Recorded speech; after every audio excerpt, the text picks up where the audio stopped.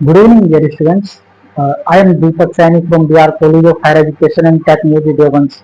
And welcome back to the session that we started yesterday.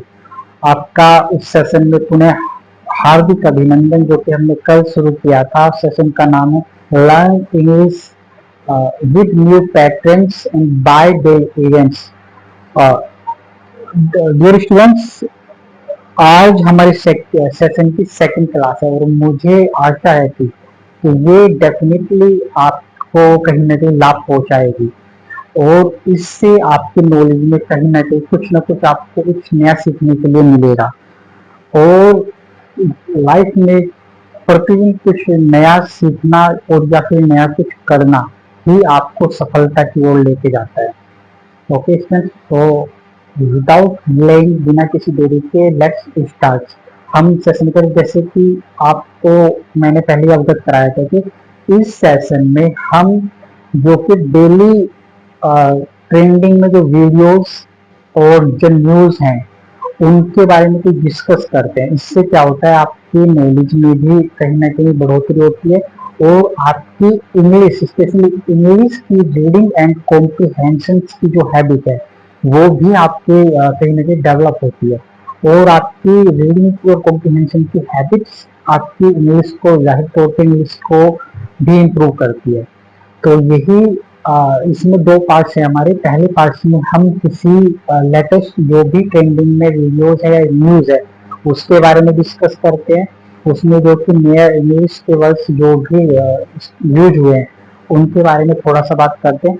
और दूसरा, इसी के जो दूसरा पार्ट है उसमें आपको कुछ इंग्लिश के जो नए मॉडल्स और आपके जो पैटर्न्स हैं वो कैसे यूज करते हैं, उनका कैसे, कहाँ पे कैसे इंग्लिश में यूज कर सकते हैं, उसके बारे में हम दूसरे बात करते हैं दूसरे टॉपिक्स में। तो ठीक है, हम स्टार्ट करते हैं आज का। अभी आपने देखा होगा डियर फ्रेंड्स, कल सोशल मीडिया प्लेटफॉर्म पे एक न्यूज वायरल हो रही थी। उसमें क्या था, कर्नाटका के अंदर, कर्नाटका में एक जो भिखारी महिला थी, एक भिखारी लेडीज, और उसकी डेथ हो जाती है।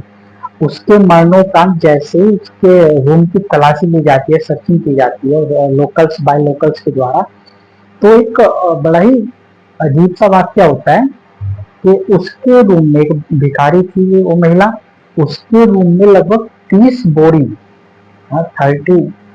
30 बोरी रुपये, जो आपके 10 के, 20 के, 50 के जो नोट्स हैं या सिक्के हैं, वो लगभग 30 बोरी भरे हुए मिले हैं। और जो इनका लगभग एस्टिमेटेड जो अमाउंट है, कैलकुलेट जब इनको किया गया, लगभग वो 8,40,000 के आसपास वो पाया गया। तो बड़े ही अजीब था। फिर भी उसके बावजूद वो बेचारी भीख मांगते हुए उसकी डेथ हो गई लास्ट में और यही थोड़ा न्यूज को थोड़ा सा वो सबका ध्यान अपनी ओर आकर्षित कर रही थी, तो वही मैंने उठाई है। देखो, ये किस नाम से थी, कर्नाटका बैगर डाइस, लगभग 8,40,000 found stuck inside 30 sack at home.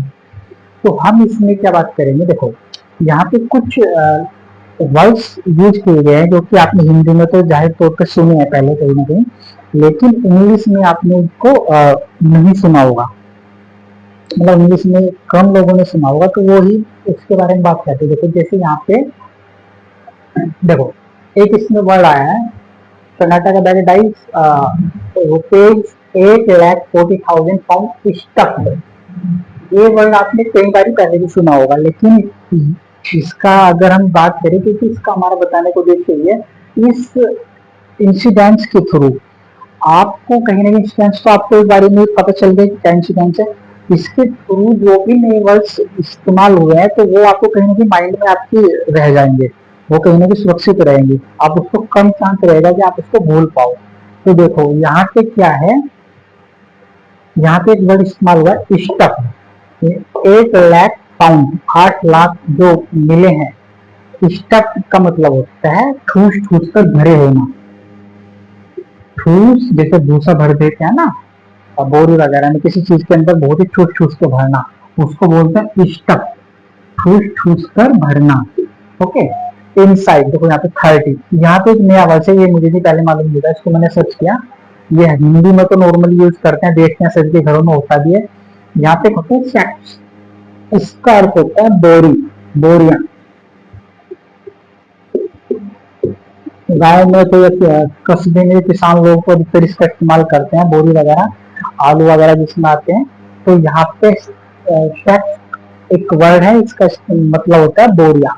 आगे इसके बारे में यदि हम पढ़ते हैं तो देखो, केस फिर सेक्स, कैश, सॉरी कैश है, कैश मतलब नगद, फिर भरा हुआ, टैक्स यानी कि बोरियां, वर्थ जिनकी कीमत है, lakh have been found at the house of a woman.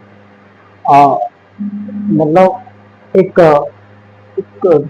बोरिया जो है, कैश से भरी हुई बोरियां, और लाखों में जिसकी कीमत है, वो की एक वुमेन जो कर्नाटका में है, who spent all her life begging, जिसने अपनी पूरी जिंदगी भीख मांगते हुए गुजार दी, उसके घर में पाया गया है, मतलब बोरिया पाई गई है, भरी हुई, नोटों से भरी हुई। Okay, but the money is of no use to her any more. देखो ये कितना अच्छा वर्ड है यहाँ पे, लेकिन जो मनी है वो किसी काम की एनी मोर, मतलब उसकी किसी, उसने उसका किसी तरह से कोई इस्तेमाल नहीं कर पाई। वो गुजर गई, इतना इतना पैसा होने के बावजूद भी बेचारी वो भीख मांगती हुई गुजर गई, वो पैसा उसके आगे किसी भी काम नहीं आ पाया। ओके, सी डाइड, उसकी मृत्यु हो गई yesterday due to an age related illness. Age related illness इतनी, जो अवस्था के साथ में, आयु के साथ में जैसे बुढ़ापा आता जाता है, उसके धीरे धीरे तरह तरह की बीमारियां, तरह तरह की परेशानियां होनी शुरू हो जाती है। तो एज रिलेटेड इश्यूज, इलनेस, मतलब उम्र से संबंधित बीमारियों के कारण उसकी मृत्यु हो गई। लगभग 68 ईयर ओल्ड, उसकी जो आयु थी वो 68 ईयर की थी, लगभग 68 वर्ष की थी। उसका नाम था हू, है ना, तो उसका जो नाम भी उन्होंने अंकित किया है, उस महिला का जो नाम था हू था।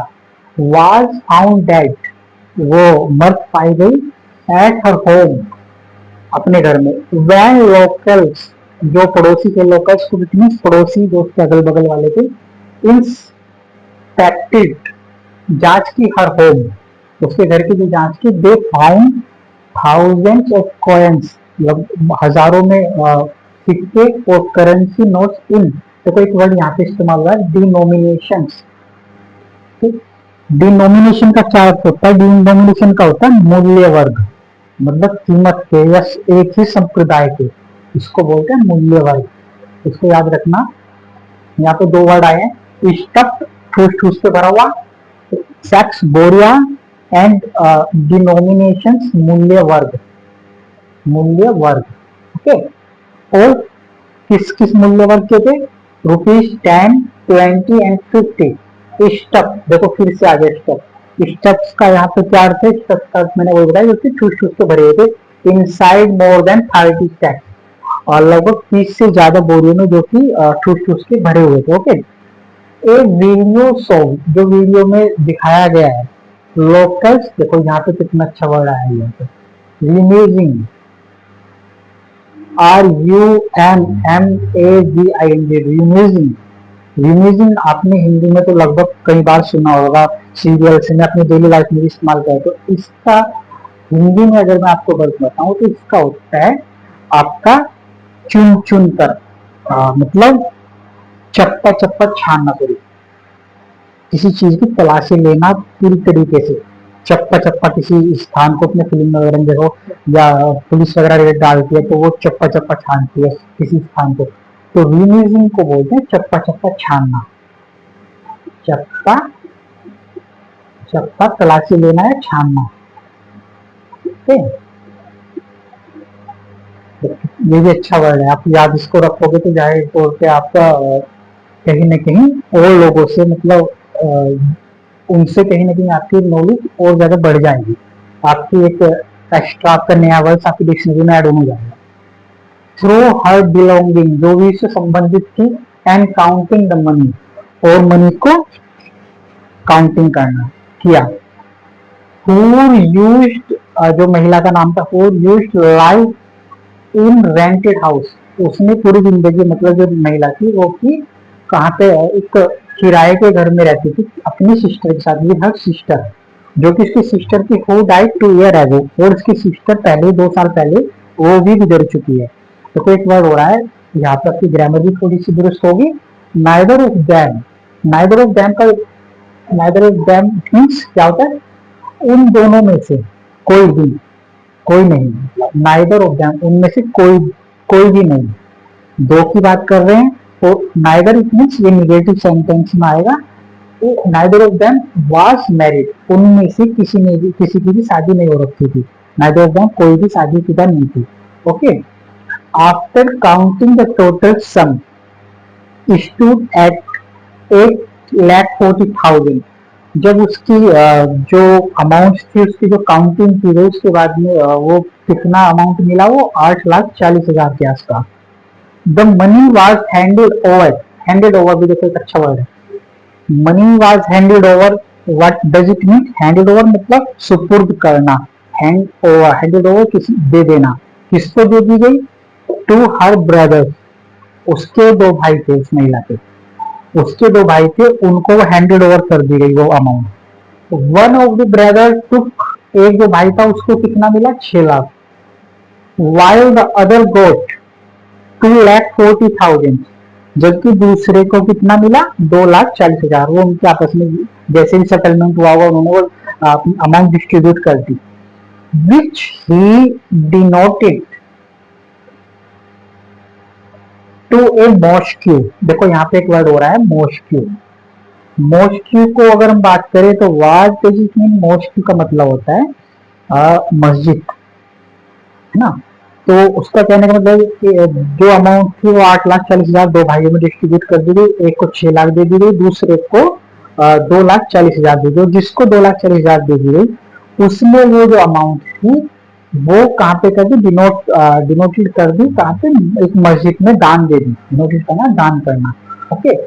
तो ये इसका मैंने आपको बताया ब्रीफ, एक छोटा सा। इससे आपको क्या होगा, इसमें लगभग 2 3 4 वर्ड भी आपके, इसमें से एटलीस्ट आपके 1 या 2 वर्ड भी आपके याद रह जाते हैं। तो कहीं ना कहीं ये आपकी नॉलेज भी बढ़ाएंगे, और आप इसको थोड़ा लंबे समय तक याद रख पाओगे, क्योंकि आपके माइंड में तुरंत ये, जैसे ये वर्ड कहीं ना कहीं आपको दिखेंगे, लिखे हुए दिखेंगे, या कहीं किसी से सुनोगे, तो आपको एकदम रिमाइंड हो जाएगा कि हम, हाँ, उस तरह की कोई स्टोरी थी जहाँ पे हमने इनको कहीं पहले भी सुन रखा है। तो यही तरीका होता है याद रखने का। अगर वैसे डिक्शनरी में आप याद करने बैठोगे तो वो कम मतलब बिना किसी रिलेशन के उसको कहीं पर अगर रिलेट नहीं कर रखा, तो थोड़ा चांस कम रहता है उसको याद रख पाने का। ठीक है। तो यही थी इसमें, मैंने आपको एक बार और बता देता हूँ। इसमें एक वर्ड यूज हुआ है स्टफ्ड, इसका मतलब होता है ठूस ठूस कर भरना।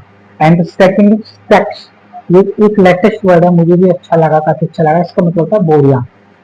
और एक अच्छा वर्ड था इसके अंदर और भी, एक रिमेजिंग, ये बहुत अच्छा वर्ड लगा मुझे, चप्पा चप्पा छानना। ओके। डिनोमिनेशन, मूल्य वर्ग, इनके संप्रदाय के एक ही उसके अभिवर्ग के डिनोमिनेशन, जो एक ही उसके परिवार से होते हैं, उसको बोलते हैं डिनोमिनेशन। ओके। ओके स्टूडेंट, ये तो हमारा इस सेशन का मतलब पहला पार्ट है, जिसमें हम ये कवर कराते हैं कोई भी लेटेस्ट जो आपकी न्यूज होती है उसके बारे में डिस्कस करते हैं। अब तुरंत इसके बाद मैं आपको एक नई चीज सिखाऊंगा। इसमें जैसे मैंने आपको कल सिखाया था वाट इफ, वाट इफ का यूज कहाँ करते हैं, और अब मैं आपको सिखाऊंगा इवन इफ। इवन इफ एक बहुत अच्छा वर्ड है, और उसको कहाँ कहाँ यूज कर सकते हो, किन किन वर्ड सेंटेंस में इस्तेमाल कर सकते हो, इसके बारे में आपको मैं भी इसके बारे में अभी बताऊंगा ना। ओके।